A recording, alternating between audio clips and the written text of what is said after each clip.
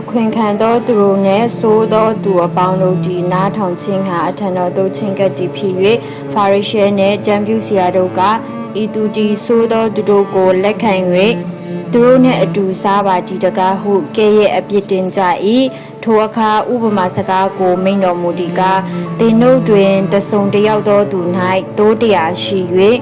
သိုးတစ်ကောင်ပြောက်လျင်69ကောင်သောသိုးတို့ကိုတောတွင်ထားခဲ့ပြီးမှပျောက်သောသိုးတစ်ကောင်ကိုမတွေ့မီတိုင်အောင်သွား၍မရှာဘဲနေမီလောတွေ့ပြီးလျင်ဝမ်းမြောက်သောစိတ်နှင့်ပခုံးပေါ်မှတင်ထမ်း၍မိမိအိမ်သို့ရောက်သောအခါအဆွေခင်ပွင်းအိမ်နီးချင်းများကိုခေါ်၍ပျောက်သောသိုးကိုငါတွေ့ပြီးငါနှင့်အတူဝမ်းမြောက်ကြလောဟုဆိုတတ်သည်မဟုတ်လောထိုနည်းတူဖြောင်းမတ်၍နောင်တရเสียအကြောင်းမရှိသောသူ69ယောက်တို့၌ကောင်းကင်သားတို့သည်ဝမ်းမြောက်ခြင်းရှိသည်ထက်နောင်တရသောလူဆိုးတယောက်၌သာ၍ဝမ်းမြောက်ခြင်းရှိကြသည်ဟုငါဆို၏တဏီကတဆုံတယောက်သောမိန်းမ၌ငွေ10ပြားရှိ၍တပြားပြောက်လျင်စီမီကိုထွင်၍မတွေးမီတိုင်အောင်တအိမ်လုံးလှဲ၍စိတ်မရှာဘဲနေမီလောတွေးပြီးလျင်အဆွေခင်ပွေးအိမ်နီးချင်းများကိုခေါ်၍ပျောက်သောငွေကိုငါတွေ့ပြီးငါနှင့်အတူဝဲမြောက်ကြလောဟုဆိုတတ်သည်မဟုတ်လောထိုနည်းတူငါဆိုဒီကဖျားသခင်ဤကောင်းကင်တမန်တို့သည်နောင်တရသောလူဆိုးတယောက်၌ဝဲမြောက်ခြင်းရှိကြသည်ဟုမိန့်တော်မူ၏တဖန်မိန့်တော်မူသည်က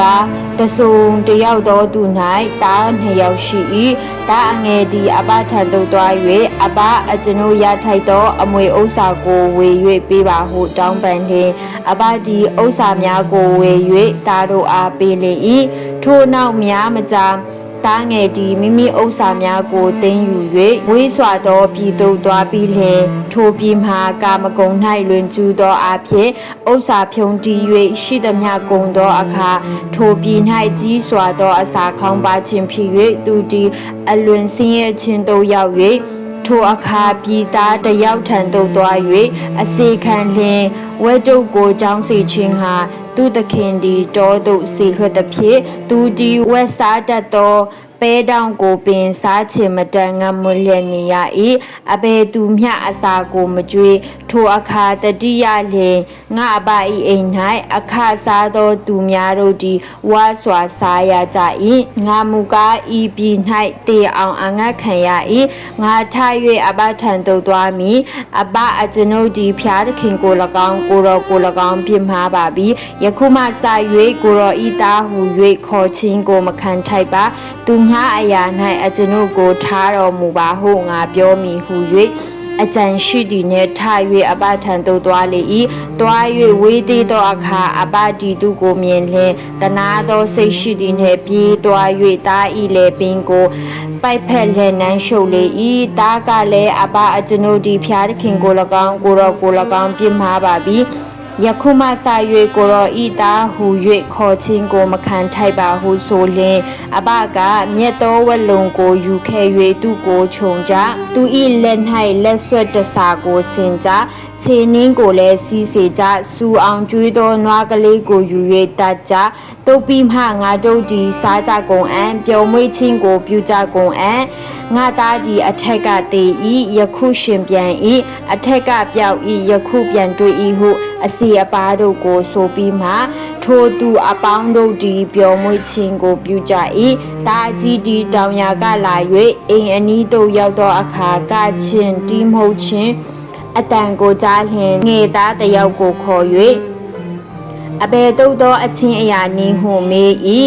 ငယ်သားကသခင်၏ညီသည်ရောက်လာပါပြီဘေးနှင့်ကင်းလွယ်လျက်ရှိသည်ကိုအဘတွေ့သောကြောင့်စူအောင်ကျွေးသောနွားကလေးကိုတတ်ပါပြီဟုပြောဆို၏တာအကြီးသည်အမျက်ထွက်၍အိမ်သို့မဝင်ဘဲနေ၏အဘသည်သူစီသို့သွား၍ချော်မော်ရ၏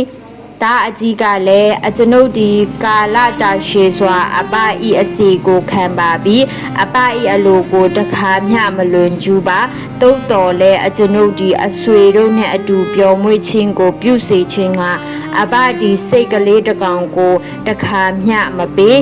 ပြည်တစာမိန်းမတို့နဲ့ပေါင်းဖော်၍မိမိဥစ္စာကိုဖြုံသောဤသားငယ်ရောက်လာသောအခါမူကားအပဒီဆူအောင်ကျွေးသောနွားကလေးကိုတတ်လေပြီးတကားဟုဆို၏အပကလည်းငါသားတင်ဒီငါထမအစင်နေ၏ငါဤဥစ္စာရှိသမျှသည်တင်ဤဥစ္စာဖြစ်၏တင်ဤညီမူကားအထက်ကတည်၏ယခုရှင်ပြန်၏အထက်ကပြောက်၏ယခုတွေ့ပြန်၏ထို့ကြောင့်ပြောင်းမွေဝမ်းမြောက်เสียအကြောင်းရှိ၏အပဆိုသည်ဟုမိန်တော်မူ၏